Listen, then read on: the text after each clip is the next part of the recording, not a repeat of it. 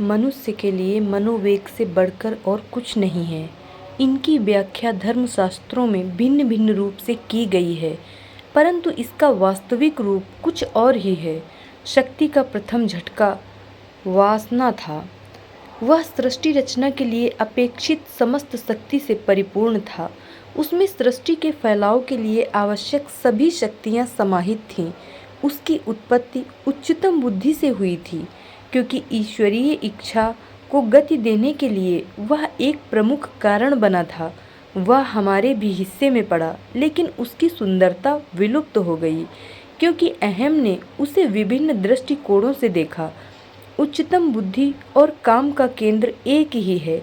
इसे किसी प्रकार या किसी तरीके से नष्ट नहीं किया जा सकता, क्योंकि मनुष्य के लिए जो आवश्यक है उसे क्रियाशील करने के लिए यह प्रेरित करता है। आध्यात्मिक जीवन में व्यक्ति तब तक प्रवेश नहीं कर पाता जब तक उसे शक्ति से उस ओर नहीं कर दिया जाता।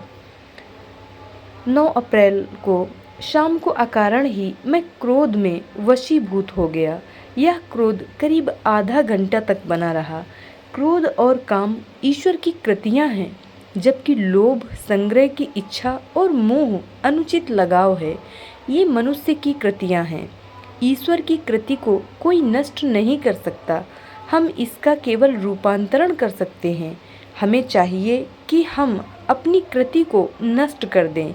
जब शक्ति केंद्र के क्षेत्र से उतरी तो उसने सृष्टि निर्माण का कार्य किया। शक्ति का चक्र चारों ओर से उल्टी गति से घूमने लगा। इस गति का परिणाम था पदार्थ का निर्माण। यह गति लगभग 3 लाख चक्र प्रति क्षण से कम न थी। अगर गति इतनी तीव्र न होती तो पदार्थ का निर्माण संभव न होता। इसने कुछ पदार्थ बनाया जो संपूर्ण उत्पत्ति का आधार है। इस प्रकार वहाँ गति थी और इसके अंतर्गत भी गति थी, जिसके विभिन्न परिणाम हुए। एक भारी गति हुई। उसने कुछ शक्ति पैदा की जो अंततः क्रोध में बदल गई। यह सब हमारे हिस्से में आया। असल में मनुष्य सृष्टि का ही लघु रूप है। चूँकि गति भारी थी, इसलिए यह भौतिक शक्ति की आधार शक्ति बनी।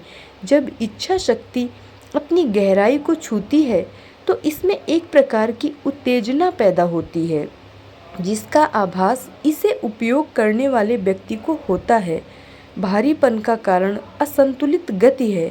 अगर संतुलन भंग न हुआ होता तो कोई उत्पत्ति संभव नहीं होती।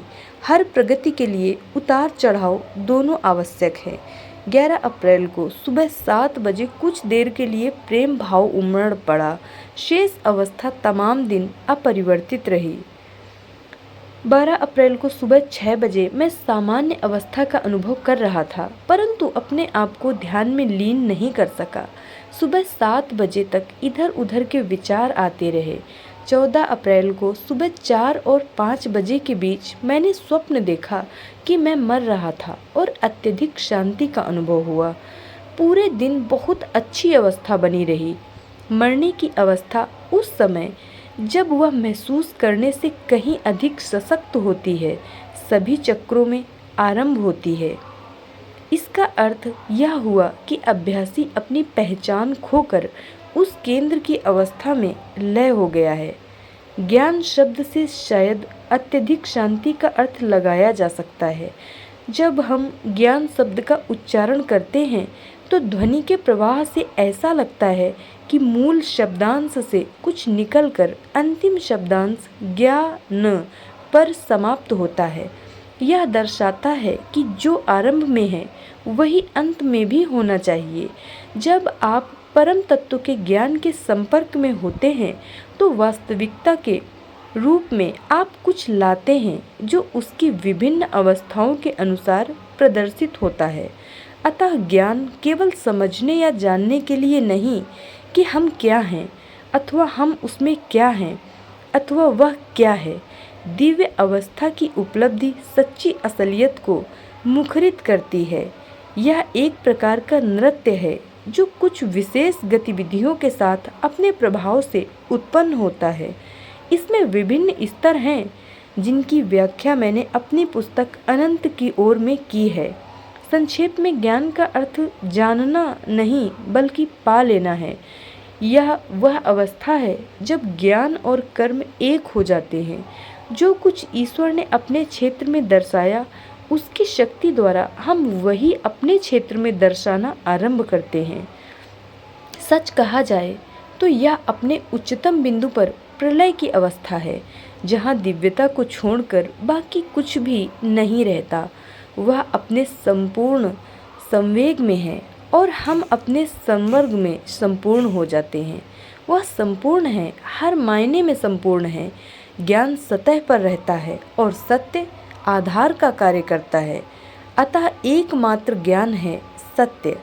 इस प्रकार जब असलियत होती है तो हमें इसका बोध हो जाता है। सत्य जब असलियत बन जाता है तो ज्ञान प्राप्त होता है। असलियत बाहर और अंदर ज्ञान है, मतलब असलियत बाहर है और ज्ञान अंदर है। 15 अप्रैल रात 9 बजे थोड़े समय के लिए प्रेम भाव उमड़ा।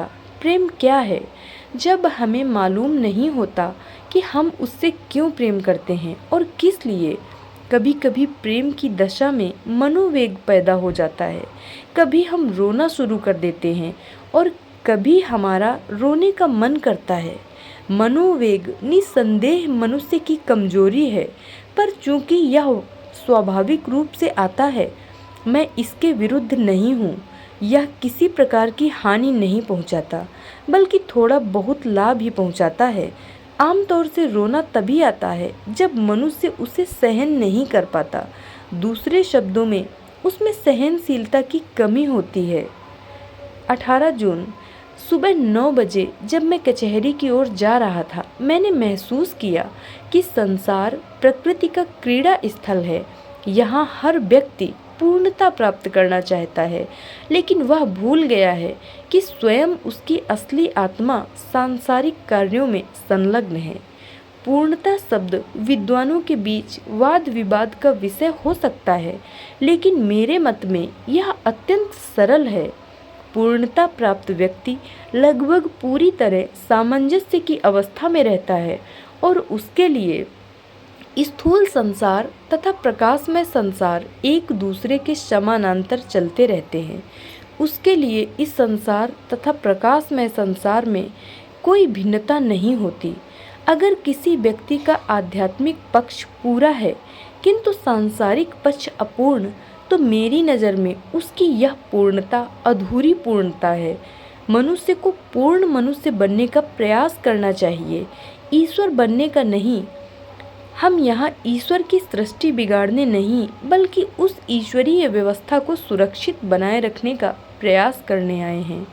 20 जून स्थिति अपरिवर्तनशील रही, सिवाय इसके कि रात में अनुभव हुआ मेरा खुद का अस्तित्व मालिक का अस्तित्व है। 22 जून को रात में मैंने सपने में देखा कि अपने 2 सहयोगियों के साथ मैं किसी स्थान विशेष पर गया हूँ।